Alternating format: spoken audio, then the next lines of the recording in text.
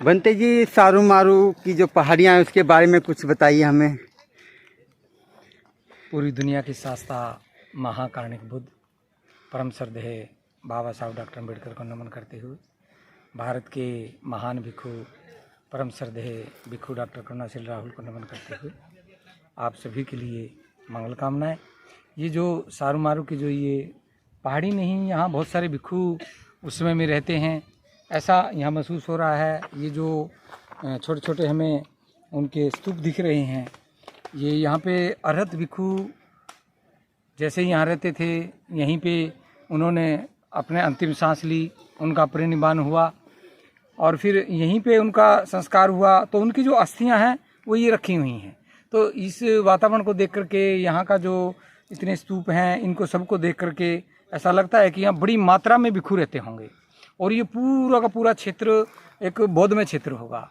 तो इसका यही एक इतिहास है और देखने से ऐसा ही ये महसूस होता है। और यहाँ लोग आकर के अपना गौरव अनुभव करते हैं, जो भी बुद्ध को मानने वाले हैं, बाबा साहब अम्बेडकर को मानने वाले हैं। बनते ये देख रहे हैं कि यहाँ पर जनसंख्या कम है यहाँ पे बौद्धों की, ऐसा क्यों, क्या लग रहा है ऐसा है? क्योंकि भारत तो जो बौद्ध में है। ऐसा है, ये तो समय के अनुसार सब चीज़ें बदलती रहती हैं।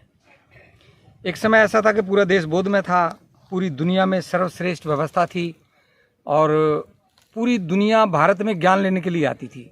आज भारत के लोग बाहर पढ़ने के लिए जाते हैं। ये समय का हेरफेर है, ये क्रांति प्रतिक्रांति का दौर रहता है और व्यवस्थाएं एक दूसरी व्यवस्था को लेके इस प्रकार समझो डैमेज करती रहती है। तो विश्व की सर्वश्रेष्ठ धरोहर, सर्वश्रेष्ठ व्यवस्था, बौद्धों की व्यवस्था आज भारत में एक बार फिर से ये दोबारा से स्थापित होने लगी है, लेकिन अभी तक नहीं है, तो थोड़ा कम है।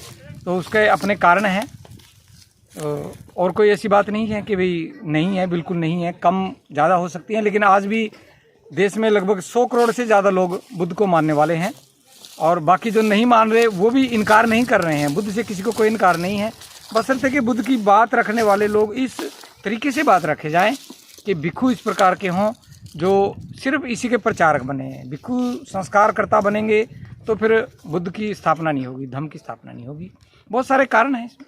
जैसे कि बनते जी और भी स्तूप के काफ़ी जगह है, वहाँ की व्यवस्था बड़ी अच्छी है, मगर यहाँ की व्यवस्था में गड़बड़ है। यहाँ भी हो जाएगी व्यवस्था, किसने करनी है? व्यवस्था तो हम लोगों ने करनी है।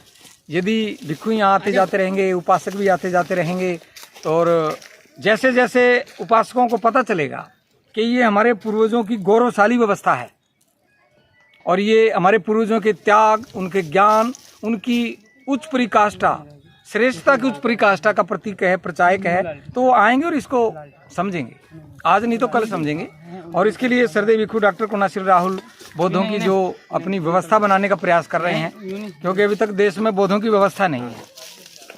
अभी बौद्ध हैं, बहुत सारे लोग कहते हैं हम बौद्ध हैं, लेकिन व्यवस्था नहीं है।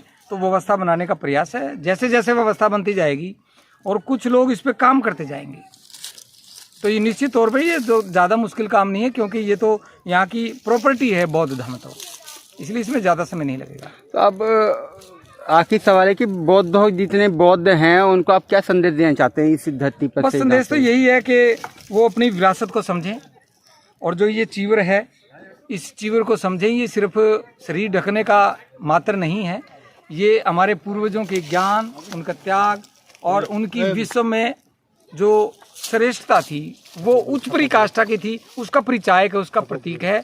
ये भारत की धरोहर है और विशेष करके जिनके पूर्वज बौद्ध रहे हैं उनकी ये विरासत है। बस वो अपनी विरासत को स्वीकार करें, इसको समझेंगे कि ये हमारी विरासत गौरवशाली है। तो जिस दिन ये समझ में आ गई, कोई समझाने वाला आ गया, तो उसी दिन ये सब ठीक हो जाएगा, कोई दिक्कत नहीं।